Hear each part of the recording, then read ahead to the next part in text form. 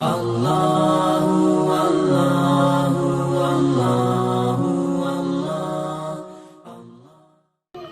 عثمان ایک غریب آدمی تھے، تندرست تھے، کوئی وزیر نہیں تھے، کوئی مشیر نہیں تھے، کوئی بادشاہ نہیں تھے، کوئی لیڈر نہیں تھے،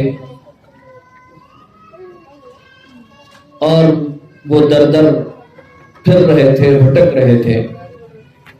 ایک مرتبہ کی بات ہے کہ وہ اپنے شیخ سے، اپنے حضرت اور اپنے بزرگ سے ملاقات کے لیے ان کے یہاں تشریف لے گئے۔ اب وہ زمانہ آج کا زمانہ نہیں تھا کہ ہر طرف بجلی ہو، کرنٹ ہو، روشنیاں ہو، قمقمے ہو، بلب ہو۔ وہ 800 سال پہلے کا دور، 500 سال پہلے کا زمانہ اتنا ترقی یافتہ تو نہیں تھا۔ آج آدمی انڈیا میں بیٹھ کر 7 سمندر پار امریکہ کے آدمی سے بات کر رہا ہے آرام سے۔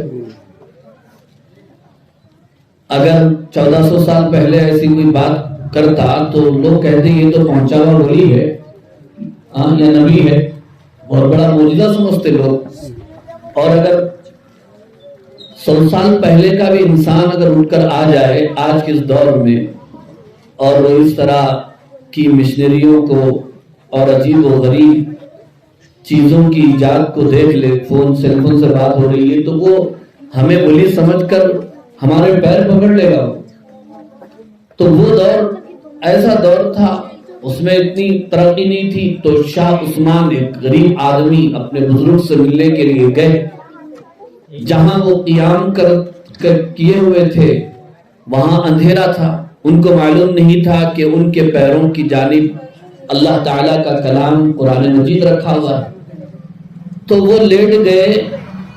لیٹنے کے بعد ان کو معلوم ہوا کہ پیروں کی طرف کوئی چیز رکھی ہوئی ہے۔ انہوں نے اٹھ کر اسے تلاش کیا، اپنے ہاتھ لیا تو پتا چلا کہ یہ تو اللہ کا کلام قرآن مجید ہے۔ ان کو انجانے میں اللہ تعالیٰ کی کتاب کی اس بے ادبی کا بہت احساس ہوا۔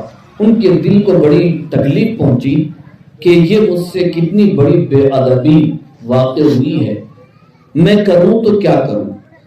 انہوں نے اسی وقت قرآن مجید کو اپنے سر پر اٹھا لیا اور کھڑے رہ گئے، اور یہ طے کر لیا رات بھر میں اسی طرح کھڑا رہوں گا۔ وقت گزرتا گیا، کچھ گھنٹے بیت گئے۔ اتنے میں ان کے شیخ، ان کے بزرگ، ان کے سرپرست نے ان سے پوچھا، عثمان تم کیا کر رہے ہو یا تم کس حالت میں ہو؟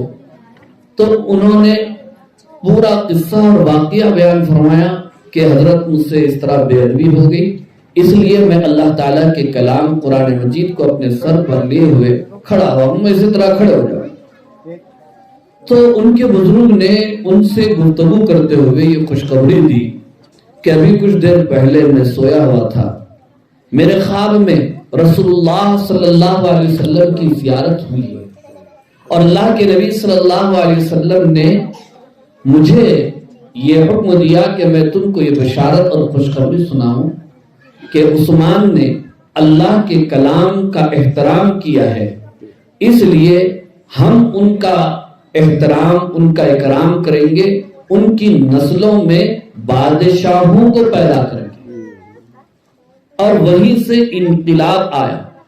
یہی عثمان ہیں جو خلافت عثمانیہ کے بانی ہیں، جن کی نسلوں میں اللہ رب العزت نے نسل در نسل بادشاہوں کو، سلطانوں کو پیدا فرمایا ہے۔ یہ برکت تھی اسی ادب کی۔ کون سے ادب کی؟ کہ انہوں نے، شاہ عثمان نے قرآن مجید کی انجانے میں جو بے ادبی ہو گئی تھی اس کا جو احساس ہوا، اور انہوں نے اللہ تعالیٰ سے جو معافی مانگی، پھر قرآن مجید کا انہوں نے جو احترام کیا، تو اللہ نے ان کی نسلوں میں بادشاہوں کو پیدا کرنے کا فیصلہ فرمایا۔ یہ ہے قرآن مجید کی ادب کا ادب، احترام اور اس کی عظمت کا